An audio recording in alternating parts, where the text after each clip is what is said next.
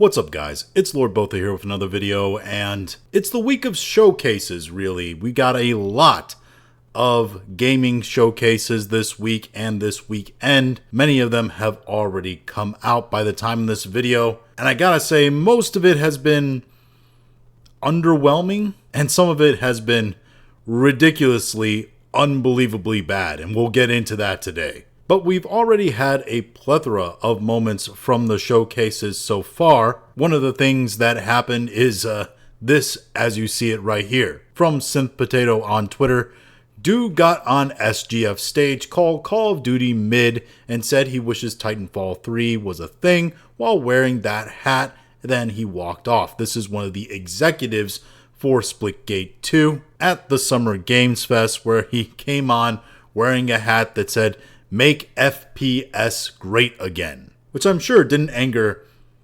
any very boisterous people online at all. Nor was him taking shots at Call of Duty and wishing Titanfall 3 had came out anything that made waves in the gaming community. I'm sure it didn't piss off insiders. Beyond that, some of the major news we also got was that Resident Evil Requiem, or RE9, is coming out. And when is it coming out? Well, 2026. And that was a theme a lot this year at all of these expos and showcases. Lots of games coming out next year. Not a lot of talk about games coming out this year. And some of the games that are coming out this year, well, there's a lot to be worried about. There were also a lot of indie games showed off. And no, they were not good indie games. They were bad, horrific, boring indie games that served only two purposes at these showcases and expos, which is A, to get people less interested in indie games so the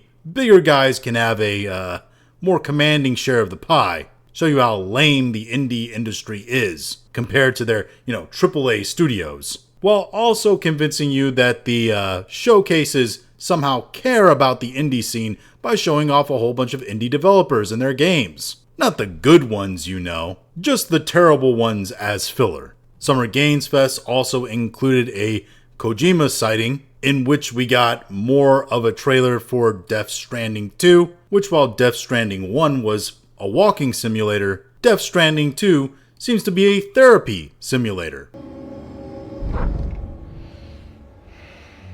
So thank you. We're good for the day. Okay. Thanks. Neil.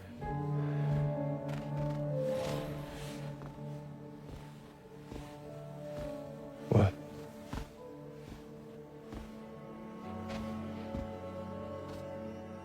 So you made it then. Sorry. You really don't remember me.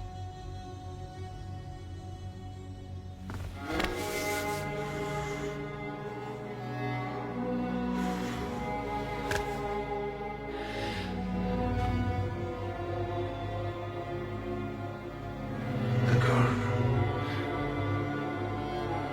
You're alive.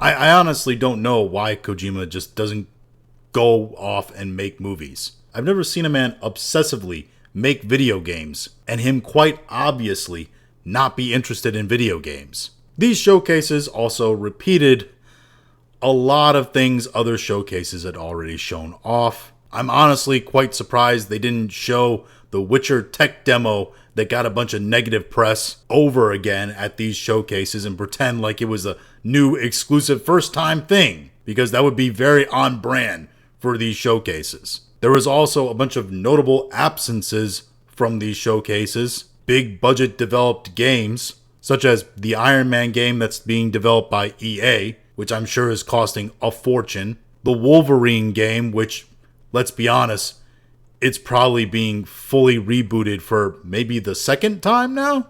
And that's just scratching the surface. But there was one showcase that was one of the worst things I've seen in a very long time. And I don't mean just like as a gaming showcase. I mean as like a professional event.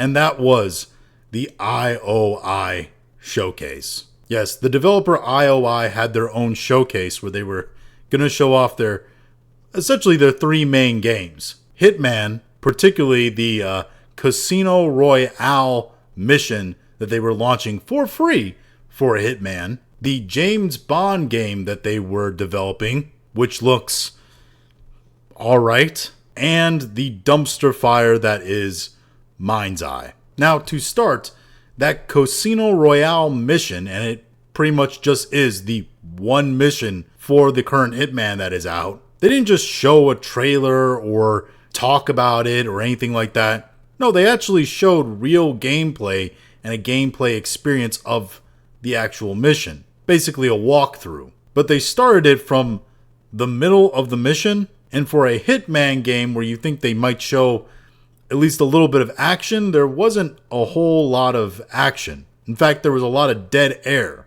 with some mild poker playing and then a bunch of running and walking after the character had been poisoned. Basically, literally reenacting Casino Royale. Nothing much changed from the movie that's 20 years old almost at this point. By the way, you want to talk about feeling like an old man.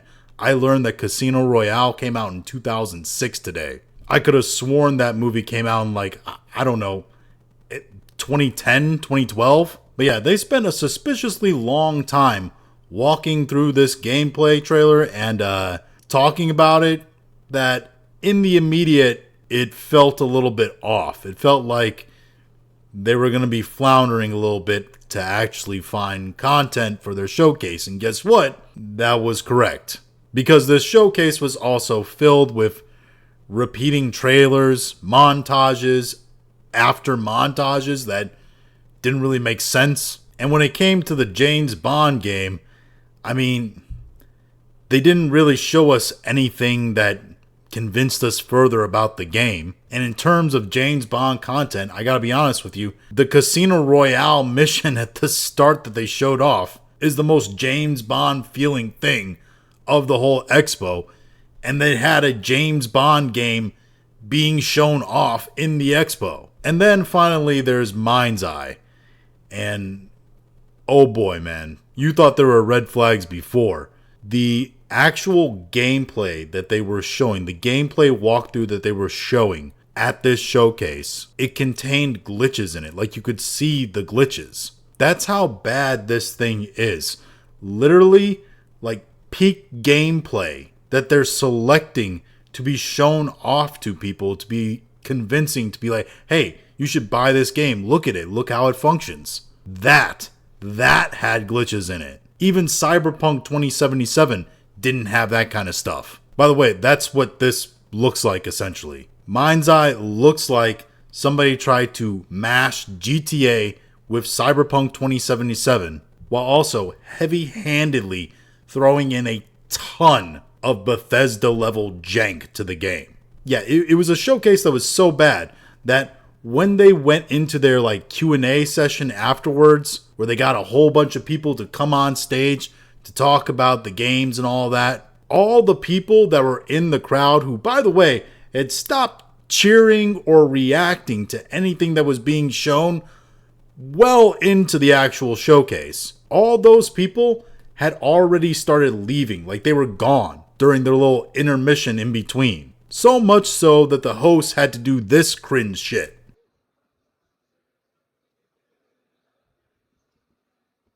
Do we know? Do we know what order they're coming out? Can I give a warning to everyone to come back in? Like, are they coming in? Are they coming out now? Okay. Went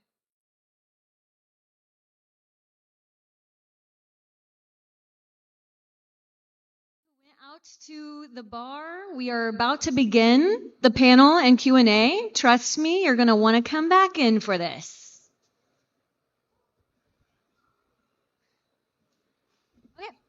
All right, so speaking of the panel, we're going to go ahead and get started and bring out our guests. Shush your mouths. First off, well, are they back here?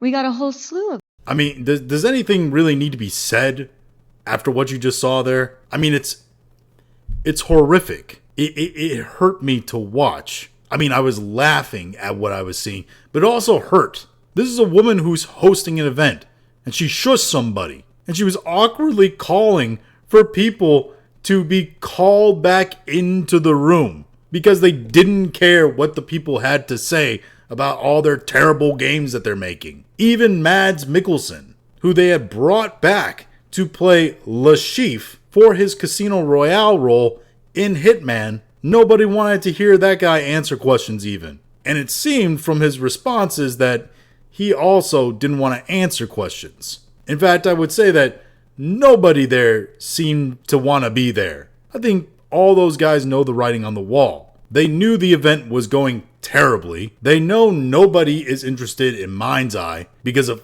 the ton of red flags that go along the game and just how terrible it looked at the actual showcase. They know that the James Bond game looks mid, and they know that the one added James Bond mission that is almost an exact copy of Casino Royale into Hitman isn't really a giant selling point or something that really in-depthly needs to be talked about. Basically, this whole showcase could have been a couple of posts. It's a bunch of wasted money. Anyway, yeah, the showcases, they've been very underwhelming this week. I think we're in for more underwhelmingness. Underwhelmingness? I think that's a word. Probably not, but I'm going to use it anyway. But we're going to get more of that going forward this weekend because we got essentially the women's in gaming showcase tomorrow, which would be Saturday my time at the time of recording this video, which I'm gonna guess is gonna be a lot of rehashing of those terrible indie games I was talking about earlier, except showcasing the women's developers that are making those games, because that's what they did last year. Wholesome, I think, is the name of the showcase, something like that. And last year, that's what they did. They showed all the indie games that were shown at previous showcases, just highlighting the female devs that worked on those games. Then I think Sunday there is the Xbox showcase. That one might have the most potential to be good, just because Microsoft actually produces that many games, that there might be a chance that something interesting might actually be shown or shadow dropped or whatever. But as far as what's already came and gone, very underwhelming to hilariously bad. Update.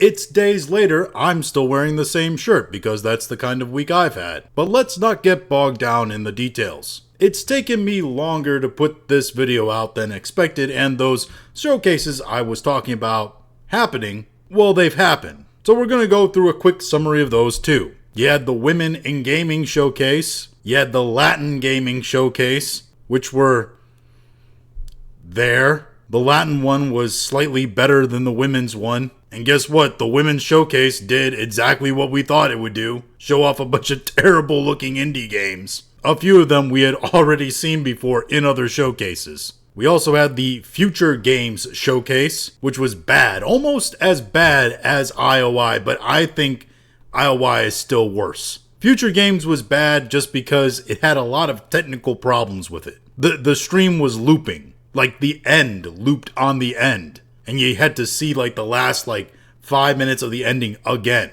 And I didn't even catch the full showcase of it. But I could tell just from the little bit at the end that I watched, it didn't go smooth. We also had the Xbox showcase, and there was some news that came out of it. Not the kind of news everybody thought they were going to get in a lot of instances, but there was news that came out of it. Particularly how the show ended, because what they got was this, and yes, a lot of people when you see that might think Titanfall 3. But as we all know, that's never going to happen. In reality, that was a screenshot from the trailer for Call of Duty Black Ops 7, because Call of Duty is out of ideas. But this is going to be the new Call of Duty game that comes out this year, and here are the details we know so far. It's set in 2035, has a co-op campaign, round-based zombies, multiplayer with brand new maps, which isn't necessarily a good thing. It stars Milo Ventimiglia, Michael Rooker, and Kieran Shipka. And from what it looked like, it was going to further the story between Menendez and Mason's son. Now again, I'm not a big Call of Duty guy, so I barely know what the hell that even means. But that seems to be the story that most people that are more familiar with Call of Duty say that the story looks like it's going to go down. There will also be a full reveal later this summer. Well, I would hope that it's later this summer, because if it's coming out later this year, I would assume it comes out sometime around the same time as Black Ops 6 did, which is late fall, trying to make that Christmas window, right? The other thing that came out of this, as we all know, Xbox is going the way of PlayStation and Nintendo before them of introducing $80 games. Not $80 like deluxe editions or add-on editions or whatever. Just $80 standard games. And at their showcase, they showed their first ever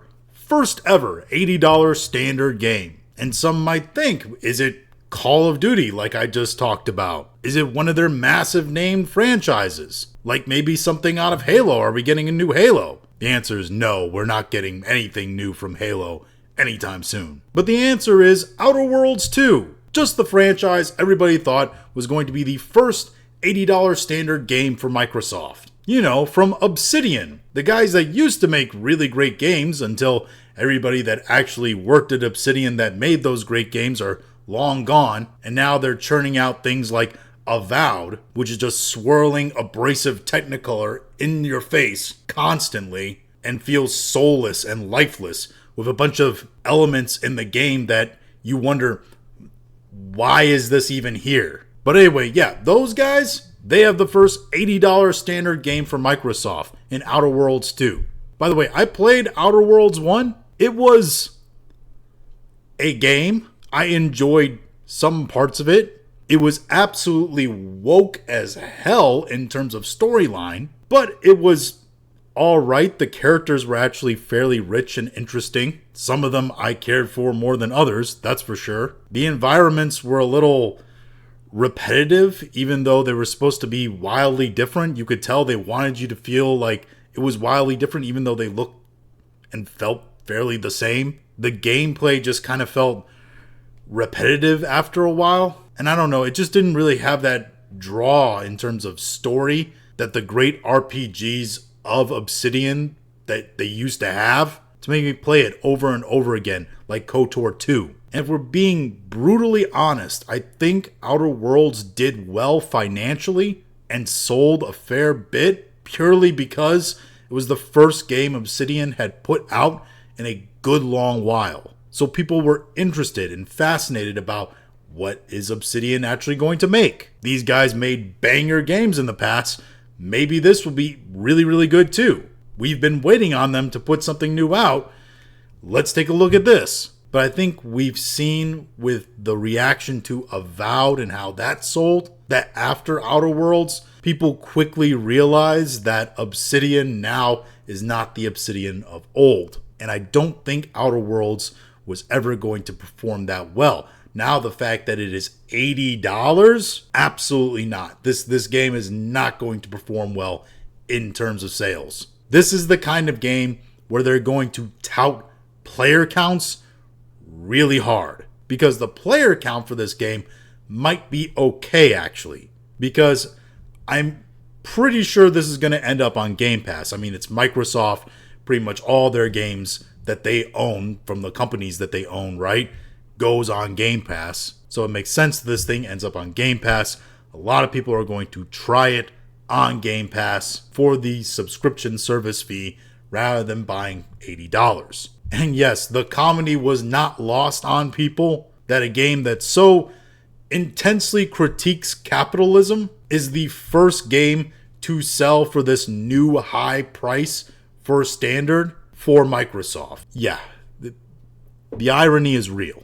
But overall, the reaction seems that Xbox Showcase was actually the best, but the best was like 7 out of 10, and everything else was either very forgettable to downright bad, like embarrassingly bad. Oh, I also forgot. One thing Microsoft decided to introduce is their new handheld console. And here it is in all its glory, folks. The Microsoft ROG Xbox Ally. It looks about what all the leaks were saying it looked like. And the fun part about all this is it's not actually an Xbox. It's Microsoft Xbox partnering with Asus to make a handheld. And it's also running Windows 11. So it's more like a handheld PC with Xbox integration or Xbox branding than it is really an actual Xbox handheld, right? Also, it's been confirmed that PlayStation first-party games will also be on the handheld.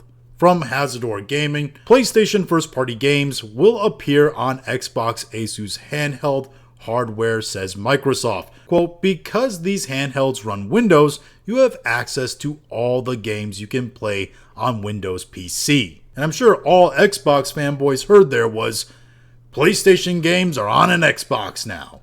Honestly, if you're going to go this route, I still don't see any reason why not just get a Steam Deck. Seems like the easiest solution to all this. But yeah, another year of showcases and expos in the books. Not a whole lot to be hopeful for, at least for the rest of the year. Next year, maybe we can have some absolute bangers. Obviously, we have GTA 6 that is going to dominate the airwaves for a very long time. But in between then and now, I mean, we don't really have that much. There were a few weird things that also didn't happen. Ubisoft was absolutely nowhere after dropping that picture for Splinter Cell like a week ago. They didn't show up. They didn't have anything to announce, anything to say. Which you would think any company struggling as bad as them, they would want any positive press, any hype for the next game they could possibly have. But no, they were gone. Ghosts, disappeared. But yeah, these have been some of the highlights or lowlights of the showcases. There's so many more details you can get into, but I hope this has been kind of a good compilation of all the big things that have happened out there. And those are my thoughts on all of them. If you have your own thoughts, go and leave them in the comments. If you like this video, go and like, share, and subscribe. If you didn't like this video, I appreciate you watching all of it, and we'll talk to you again later.